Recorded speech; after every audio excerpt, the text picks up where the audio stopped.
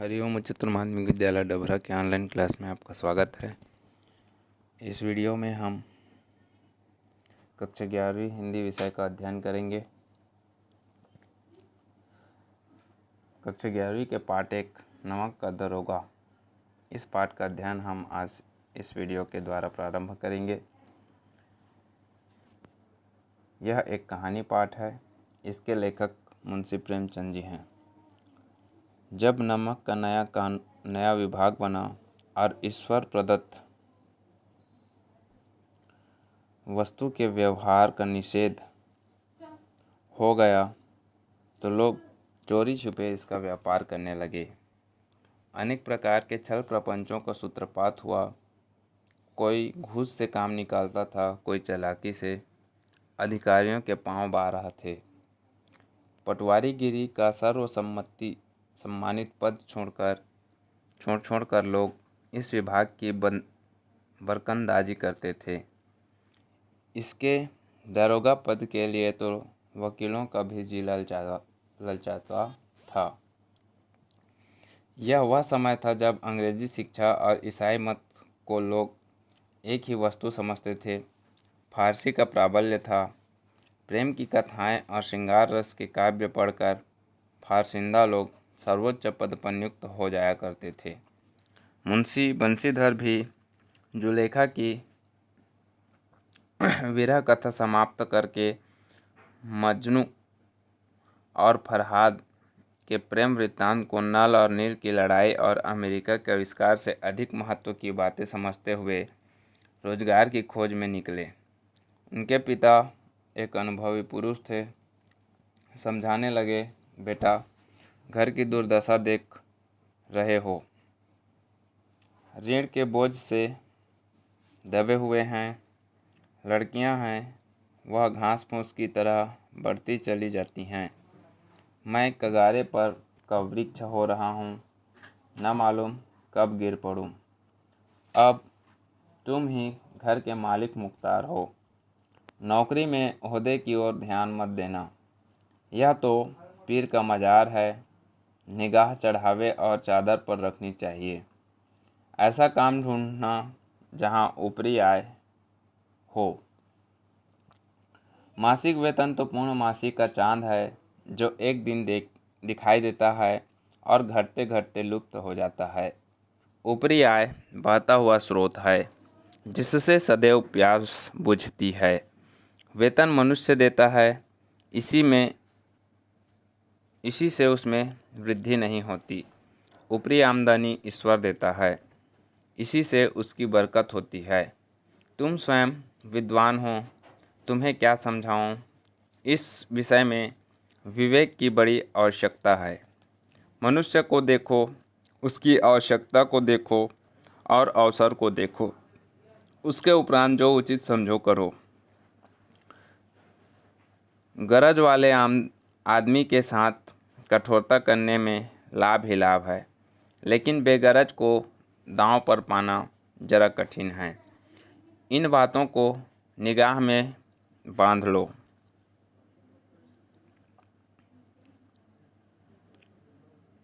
यह मेरी जन्म भर की कमाई है। इस उपदेश के बाद पिताजी ने आशीर्वाद दिया। बंशीधर आज्ञाकारी पुत्र थे। यह बातें ध्यान से सुनी और तब घर से चल खड़े हुए। इस विस्तृत संसार में उनके लिए धैर्य अपना मित्र, बुद्धि अपनी पथ प्रदर्शक और आत्मावलंबन ही अपना सहायक था। लेकिन अच्छे सुकून से चले थे। जाते ही जाते नमक विभाग के दारोगा पद पर प्रतिष्ठित हो गए। वेतन अच्छा और ऊपरी आय का तो ठिकाना ही न था। वृद्ध मुंशी जी को सुख संवाद मिला तो फूले न समाये। महाजन कुछ नर्म पड़े। कलवार की आशा लता लहराई। पड़ोसियों के हृदय में सूल उठने लगे। तो आज हम इस कहानी के एक ही घटना का अध्ययन करेंगे। इस कहानी में मुंशी प्रेमचंद जी ने ऐसा वर्णन किया है कि भारत में उस समय अंग्रेज़ों का शासन था। अंग्रेज़ी शासन ने हमारे देश में नमक बनाने पर रोक लगा दिया और ये इसे ईश्वर प्रदत्त शब्द इसलिए कहा जाता है क्योंकि यह जब समुद्र का पानी सूर्य के प्रकाश में सूख जाता है तो उससे जो नमक है वो उसका निर्माण होता था, इसलिए इसे ईश्वर प्रदत्त वस्तु माना जाता है। लेकिन इस पे भी अंग्रेज़ी सरकार के द्वारा कानून बना दिया गया और हमारे देश के लोगों को नमक बनाने के कार्य से अलग कर दिया गया, तो लोग इसका चोरी छिपे व्यापार करने लगे और अनेक छल प्रपंच मतलब धोखेबाजी या गलत प्रकार से नमक का व्यापार होने लगा। कोई घूस से काम चलाने लगा तो कोई चालाकी से। अधिकारियों के पांव बाहर आते, कहने का मतलब है अधिकारी जो थे वो बहुत ही ज़्यादा इस विभाग में आय प्राप्त करते थे या उनको बहुत ही ज़्यादा ऊपरी घूस मिलने लगा था। कोई व्यापारी अधिकारियों को नमक के बदले घूस दिया करता था, कोई चालाकी से उनकी गुलामी करता और अपने लिए नमक प्राप्त करता था। इस तरह से लोग अधिकारियों के गुलामी या उनको घूस दे देकर नमक खरीदने लगे थे। इस नमक बनाने के रोक के लिए अंग्रेजी सरकार ने उस समय एक नया विभाग बनाया, नमक विभाग। इस नमक विभाग में काम करने के लिए लोग और इस नमक विभाग में काम करते हुए ज़्यादा पैसे कमाने की लालच में पटवारी जैसे, वकील जैसे बड़े बड़े पदों को छोड़कर इस नमक विभाग में बरकंदाजी शब्द आया है। बरकंदाजी कहने का मतलब बंदूक पकड़कर नमक की रखवाली करने का कार्य करने के लिए बड़े बड़े पद, पटवारी, वकील जैसे पदों को छोड़ने के लिए लोग हमेशा तैयार रहते थे। ठीक है।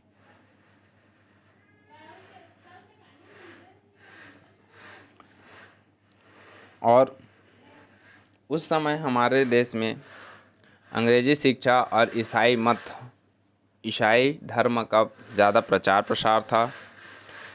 जो लोग थे वो फारसी में रचनाएं लिखा करते थे और मतलब अंग्रेज अधिकारियों को फारसी के प्रेम कथाएं और श्रृंगार रस के काव्य कविताएं सुनाकर, फारसी भाषा में उनको कविताएं सुनाकर बड़े बड़े पदों पर लोग अपना नौकरी जमा लिया करते थे। मुंशी बंशीधर नाम का जो पात्र है इस कहानी का मुख्य पात्र है, जो जुलेखा नाम के विरह कथा वो भी लिख रहे थे, जिसको उन्होंने लिखने का कार्य समाप्त करके अब रोजगार की खोज में निकले। मुंशी बंशीधर के पिता बहुत ही अनुभवी व्यक्ति थे। उन्होंने अपने बेटे जो रोजगार की खोज में निकल रहा था उन्हें समझाते हुए कह रहे हैं कि बेटा घर की दुर्दशा देख रहे हो। दुर्दशा मतलब घर की खराब स्थिति देख रहे हो। ऋण के बोझ से दबे हुए हैं और उनका परिवार, मुंशी बंशीधर का परिवार का बहुत ज़्यादा ऋण था, जिसकी चर्चा उनके पिताजी अपने बेटे मुंशी बंशीधर से कर रहे हैं और कह रहे हैं कि उनके घर में जो लड़कियां थीं वो शादी योग्य हो गई थीं, जिसे मुंशी बंशीधर के पिता ने घास फूस की तरह बढ़ना बतलाया है।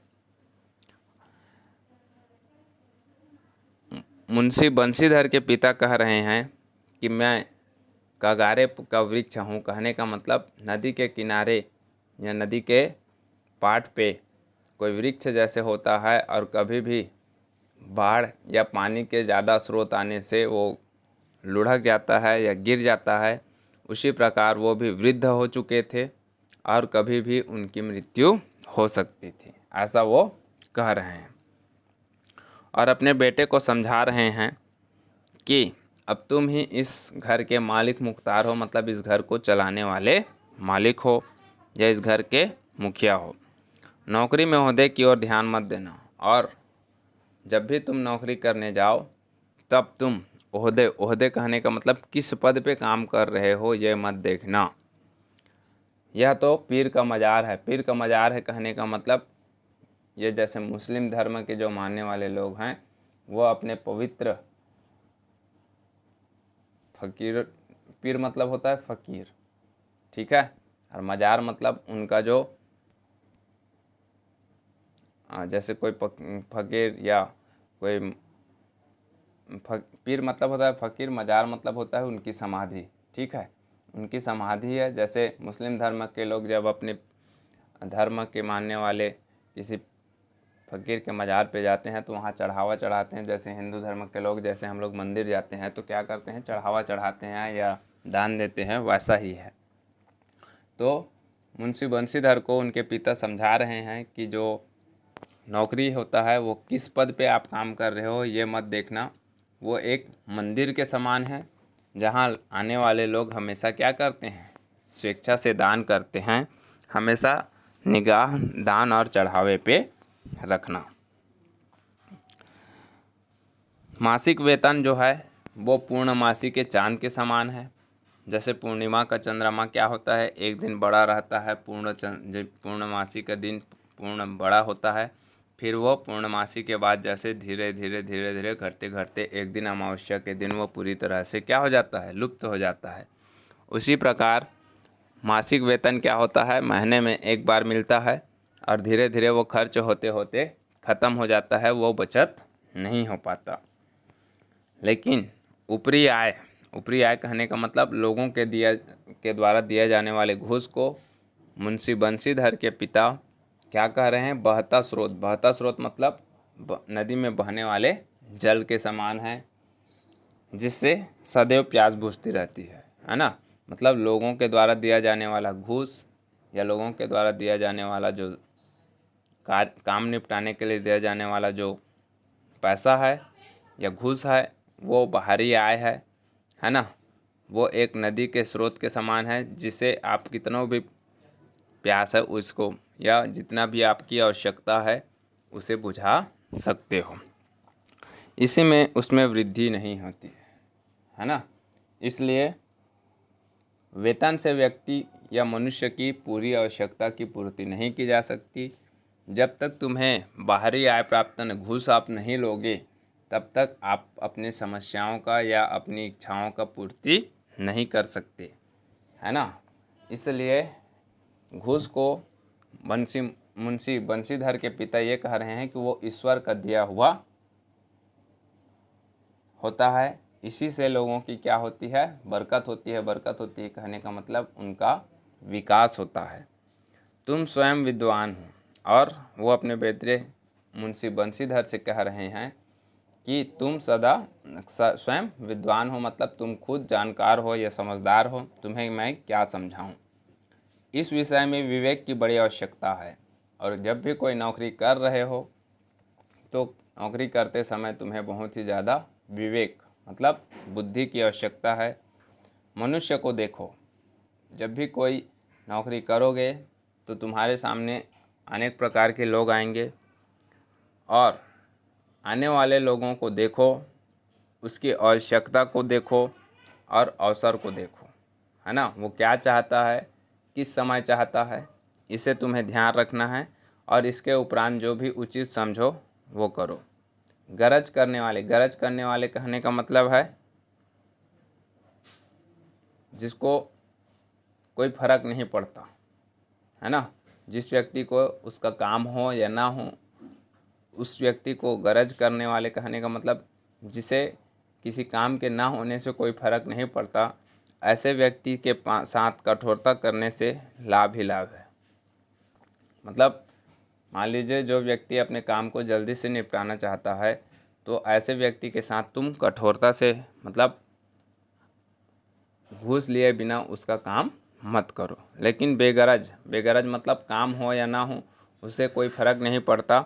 ऐसे लोगों के पास कठिन या उनसे पैसा या घूस ले पाना बहुत मुश्किल होता है।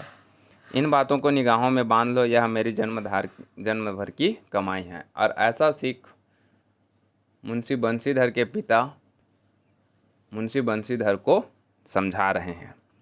इस उपदेश के बाद पिताजी ने आशीर्वाद दिया और ऐसा समझाते हुए मुंशी बंशीधर को उनके पिताजी ने आशीर्वाद दिया। बंशीधर आज्ञाकारी पुत्र थे। बंशीधर जो थे वो अपने पिता के बहुत ही सम्मान करते थे। ये बातें ध्यान से सुनी और तब वो घर से खड़े हुए और वो घर से बाहर निकल गए। इस विस्तृत संसार में उनके लिए धैर्य अपना मित्र।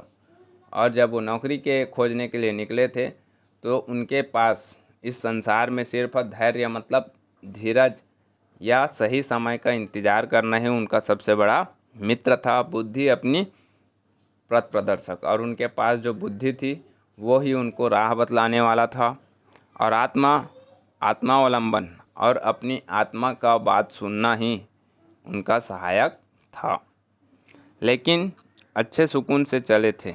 जाते ही जाते विभाग के दरोगा पद पर प्रतिष्ठित हो गए। और जो मुंशी बंशीधर थे वो जब घर से निकले थे तो उनके पास कोई बड़ी ज़्यादा धन संपत्ति नहीं थे। वो अपने दम पर ही निकले थे और कुछ समय पश्चात वो नमक विभाग में दरोगा के पद पर कार्य करने लगे। वेतन अच्छा और ऊपरी आय का तो कोई ठिकाना नहीं था। और वो जिस पद पे कार्य कर रहे थे उस पद पे बहुत ज़्यादा वेतन था, साथ ही साथ उस पद में बहुत ज़्यादा बाहरी आय भी घूस के द्वारा आय करने का बहुत ज़्यादा स्रोत था।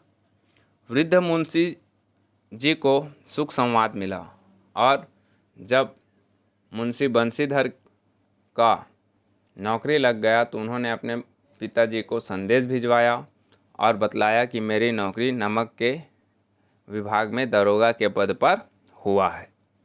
यह खबर सुनकर उन्हें खुशी हुई और मुंशी बंशीधर के पिता ने जिन महाजन मतलब जिन सेठ साहूकारों से उधारी लिए हुए थे, ऋण लिया हुआ था, वो भी नरम पड़े। मतलब उनको भी डर होने लगा और वो भी उन्हें ज़्यादा ऋण के लिए परेशान नहीं करने लगे। कलवार की आसलता लहराई। कलवार मतलब खुशियों की नया एक वातावरण उनके सामने आने लगा। ठीक है। और महाजन कुछ नरम पड़े। पड़ोसियों के हृदय में सूल उठने लगी और इस अच्छे पद पर काम करने मिलने के कारण पड़ोसी जो थे वो मुंशी बंशीधर के परिवार से जलने लगे। ठीक है। आगे की कहानी मतलब इस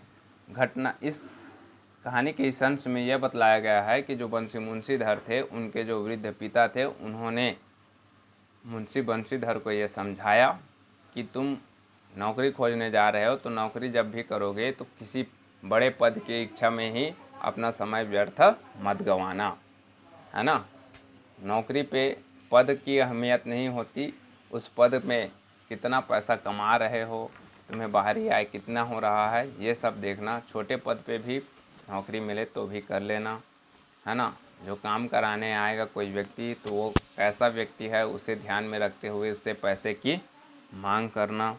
इस प्रकार की बातें समझाकर वो उनके घर से सुनकर अपने पिता की बातों को मानते हुए मुंशी बंशीधर अपने घर से बाहर निकलते हैं और उन्हें नमक के विभाग में दरोगा के पद पर कार्य मिल जाता है, जिसमें अच्छा पैसा भी, उनको वेतन भी अच्छा मिल रहा था और वो पद ऐसा था कि उन्हें बहुत ज़्यादा बाहरी आय भी उस पद में प्राप्त हो रहा था।